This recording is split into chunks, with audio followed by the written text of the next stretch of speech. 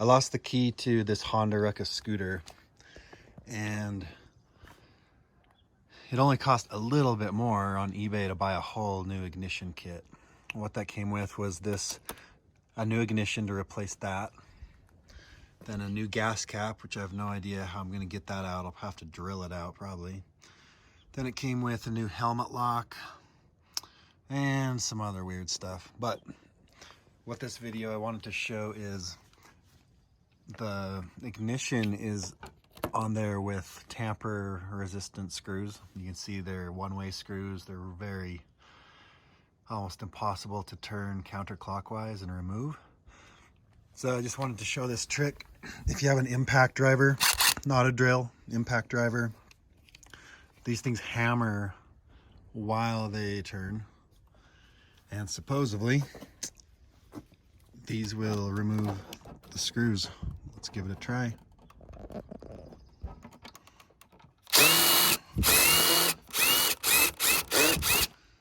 See how good that works?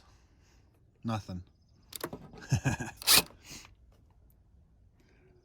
So the next thing to do, not to knock on that, but that won't work for all types of screws.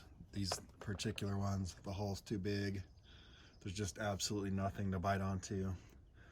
So the next thing that you can do is get a Dremel tool and cut the screws to where they are flathead screws instead of tamper-proof screws. So I'll just take a flathead, I'll just take a little disc on a Dremel tool and cut a line in those to make them into a flathead screw. Then I'll give them a turn. Okay, I just very quickly got a Dremel tool with kind of a little cutting disc blade. This one's almost worn out. That's why it looks so shabby. It was 3 times bigger than that when I started. But all I did is I scored that screw just a little bit across the face to turn it into a flathead screw.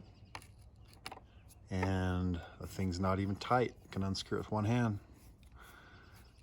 There you go. Take that security screw. So like I said, I lost my key, replacing all this today so I can take my son for a ride. He loves this thing. Don't do this if you stole a bike and are trying to replace the ignition because you have no key. Turn yourself in to the local authorities.